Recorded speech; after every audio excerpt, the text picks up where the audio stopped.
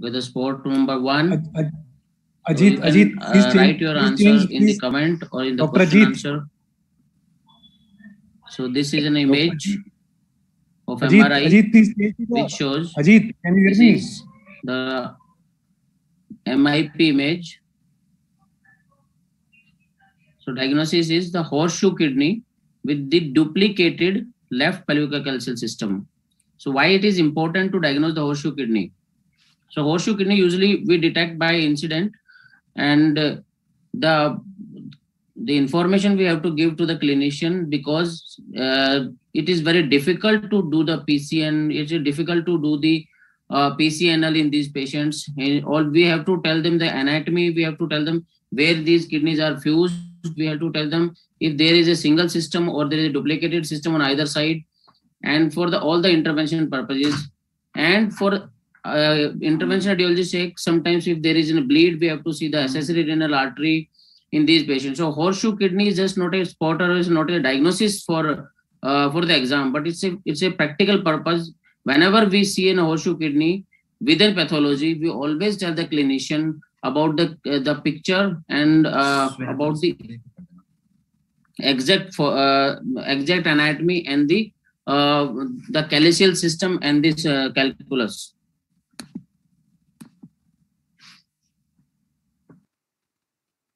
So next spotter is, so you can attempt in question and answer.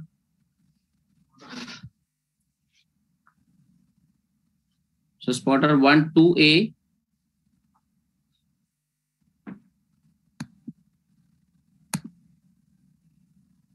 Yes, so it's a most of answer are correct. So 2A is angiomyolipoma, and it's correctly told by Shreya and George Roy that the 2B is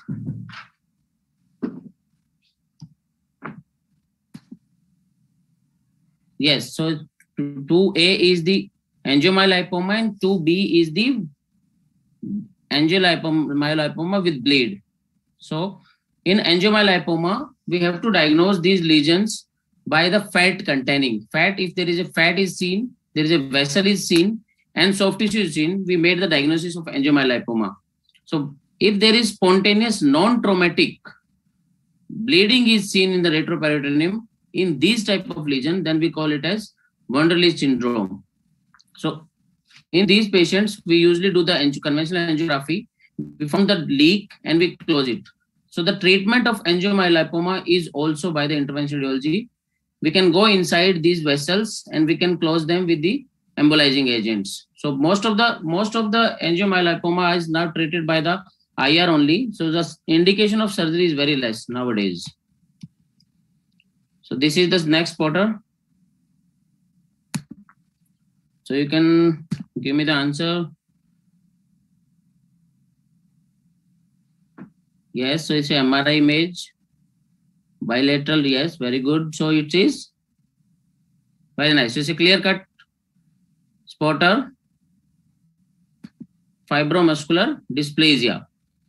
So fibromuscular dysplasia, the typical appearance is both sides of the renal arteries, they're showing the beaded-type appearance. It's not only the osteoinvolvement, it is the distal two-third, most commonly the distal two-third of the renal artery is involved in the fibromuscular dysplasia.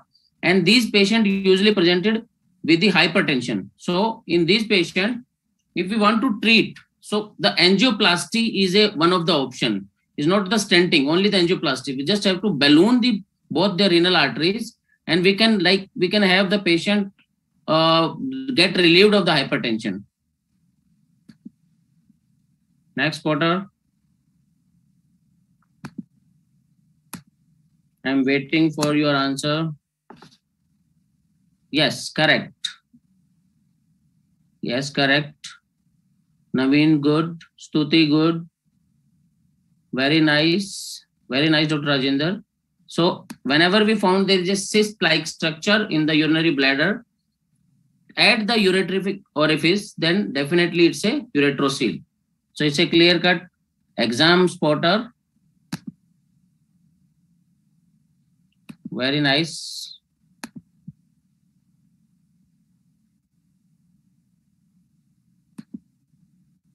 Next, Potter. So MRI image of uterus. You have to give me the complete. It's not septate uterus. You have to give me the complete diagnosis. It's not Didelphys. You have to see the septa also. So whenever you find this type of picture, you can see the septa in between. There are the two cavities on either side. So it is bicornuate and bicolis because these cavities are reaching up to the cervix. So there are two cervix. Definitely two cervix, two cavities with a mid septa extended up to the cervix. Then we call it as bicornuate bicolis. So this is the exact classification where we have from 1 to 8. And most of us, the differentiation is difficult in Didelphys and bicornuate. Next, Potter. So you have to give me the answer in the chat box. Please just write the answer in the chat box only. So it's easy for me. Yes. Very good, Naveen. Very good. Dr. Didi, Shreya.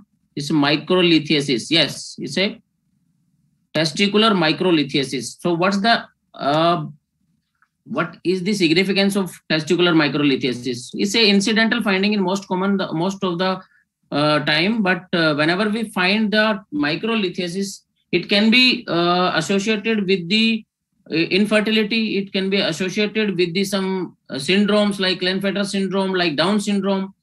Normal incidence is also from 2 to 5%. Normally we can find these microlithiasis, and these microlithiasis don't cause any kind of problem. But whenever there is infertility, or whenever there is a chances of malignancy, then we have to see, or then we have to intervene. Otherwise, no need of intervention in this type of cases. The association is around 20% if there is a associated Klinefelter syndrome or Down syndrome. Next, IVP at 10 minutes, spot film. You have to write in the chat box. Yes, it can be. Yes. So one of differential diagnosis, papillary necrosis. Yes, Naveen, very good. Yes, Saloni. Yes, Nitesh. It's not pyelonephritis, but yes. Yes, Saloni is a signet ring sign. Yeah, it can be tuberculosis. It's not amputated calyx, but yes, it's a one of differential diagnosis. Medullary sponge kidney is not looking like this. Renal tuberculosis can be look like this. Yes. Yes, Naveen, claw sign is there. Yeah, we have seen. Very good. Very nice. Nicely written by so many students. So if there is extracalycial contrast pooling is seen in form of round structure here, in form of triangular structure here, the differential diagnoses are so many. So it can be renal papillary necrosis, it can be renal tuberculosis, it can be hydronephrosis. But what's the difference? In renal papillary necrosis, we found that it is because of slurred of calyces. There can be filling defect also. There can be extracalycial contrast pooling also seen. In tuberculosis, whenever there is tuberculosis, we can find this type of picture. But the differentiation is whenever there is tuberculosis, we found that the flattening of calyces or there is convexity of the calyces is there. In hydronephrosis also, there is gross dilatation with the convexity.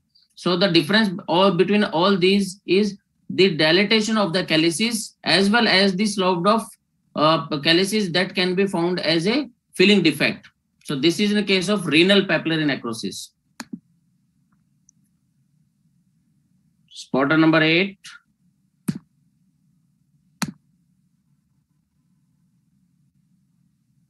Yes, George, good. Shubham, this is cross-field ectopia. Very good, Shreya. Very good, Vishu. Very good, Gujarli. Very good, Debrata. Kala Devi K. Very good, Amina. Amna also right, good. Ira is yes. So I think most of the students is yes. So it's so the diagnosis is crossed fused renal ectopia, and the differential diagnosis is pancake kidney or horseshoe kidney. Whenever we found that this is retrograde pyelogram, because we have placed the catheter from the ureter into the kidney. So whenever we inject the contrast from the lower side, we see there is one ureter is on the right side, one ureter on the left side, but both are going towards the right side. So left ureter is crossing from left to right. So there is no contrast, there is no shadow is seen on the left side, and this left ureter is crossing the spine. So if this kind of picture is there, then it is cross-fused renal ectopia. In pancake kidney, there will be the midline kidney is seen. That will be not on the right or left side. It will be in the midline and the two ureter on either side. In horseshoe kidney, the two ureter on their side and only the one of the lobe of the kidney is fused.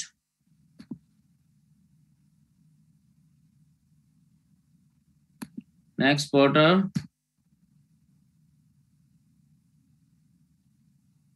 Yes, Joseph. Yes, Amna is good. Medullary sponge kidney, nephrocalcinosis. Yes, it's one of the DD. Yes, Shreya is very good. Sadia. Yes, Varun is, yeah. So the consensus is, the diagnosis is medullary nephrocalcinosis.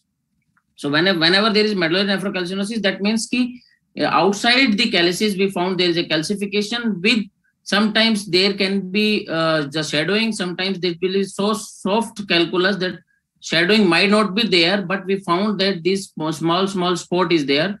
Multiple renal stones, the stones are usually hard, so they will have the posterior acoustic shadowing is more as compared to the nephrocalcinosis. In chronic papillary necrosis, when they were from acute to chronic, the sloughed off calyces, sometimes they can calcify, then they can give the picture like stones, or they can give picture like the medullary nephrocalcinosis. Next, Porter.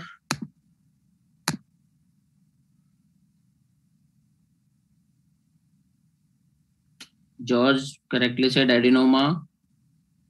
Adrenal adenoma. Naveen, Palak, Shobha, Yashi, Vishu, they all correctly said it. Adrenal adenoma. Yeah, correctly said. So this is in phase image, this is out phase image, and we can find that on in phase and out phase there is loss, homogeneously loss. So we can find it. If it is, it can be adenoma, it can be adrenal cyst, or it can be adrenal malignancy. But in phase image and out phase image, there is homogeneously loss of the signal, then it is usually adenoma. Because in malignancy there should not be there should be some heterogeneity should be there. In cyst, the picture will be different.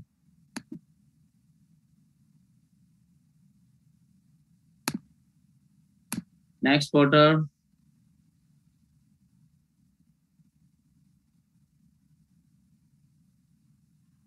Yes, so it is urethritis, but what's the correct term for it? Yes, correctly said by Ira. Yeah, so it's a no, the correct, you have to give me the correct answer. Did say condylomata acuminata. So it is a viral infection where there is a wart-like structure is formed inside the urethra. So we should not attempt any urethral catheterization in these patients. We can do the IVP, so we can find it on IVP, better on the Whiting cystogram, but never try to do the urethral dilatation or urethral. We cannot do the from outside to inside, we can do any study. So we should avoid any of the instrumentation, we should avoid any of the dilatation, because we can push this wart-like structure inside the bladder.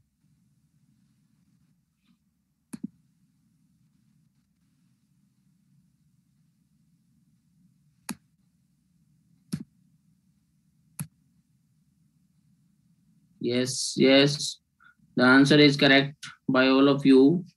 It's not focal, so it's a, yeah, so there is one cyst is there. Yes, Amna is good. Amna and Shubham and Saloni, the diagnosis is correct by all of you. So there is This is adenomyosis. So whenever there is growth of the endometrium within the myometrium, we call it as adenomyosis. So in the adenomyosis, whenever we find that if it is growing inside the myometrium, then there will be the widening of the junctional zone. If that is widened on either side with a small punctate type of the hyperintensity found, then we call it as adenomyosis. Next, Potter. Yes, there is Tarlov cyst also.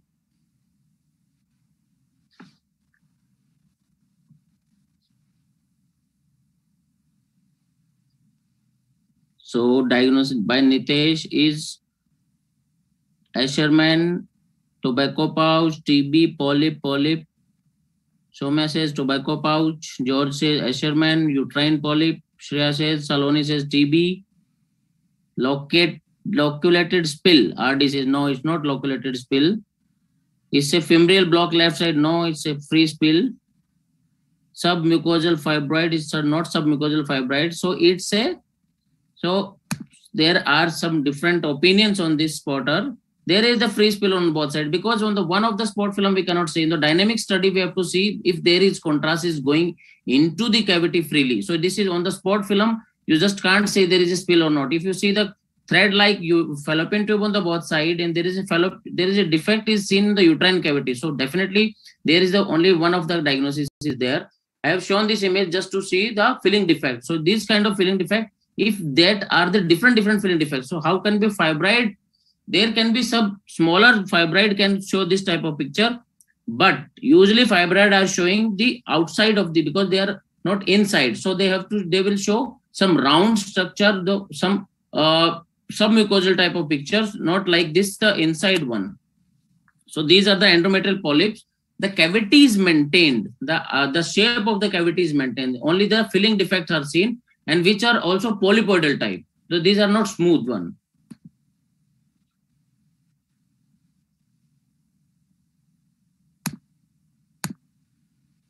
So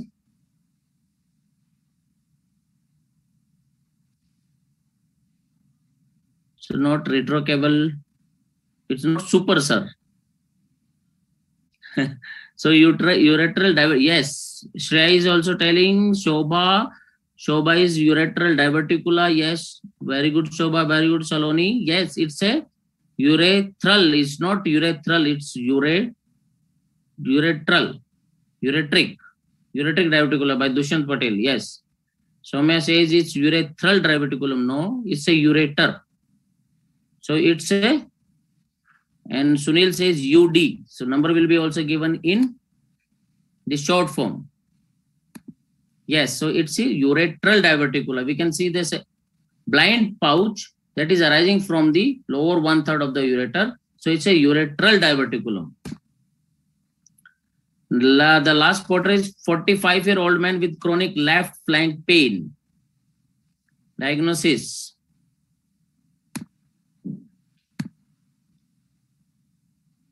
Yes, Soumya, Harsh, Amna, Saloni, Dushyant, Shobha, Lakshmi, Kala Devi K, Rajendra, all of you have correctly diagnosed it. It is whenever you find that there is calcification, staghorn-like calculus, and there is a papery thin cortex of the kidney, non-functioning type of kidney, extended into the psoas, extended into the subcutaneous region, into the peritoneum, then definitely the single diagnosis is xanthogranulomatous pyelonephritis. And you will find there is, whenever infection, this kind of infection, there fat standing is also there, non-functioning kidney. The treatment is nephrectomy.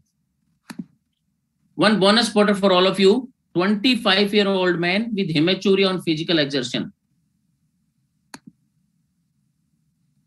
Oh, you have seen the answer, but still I am waiting. It's a nutcracker from Guljari Shobha, Nisha Roy, Sadia, Rajender.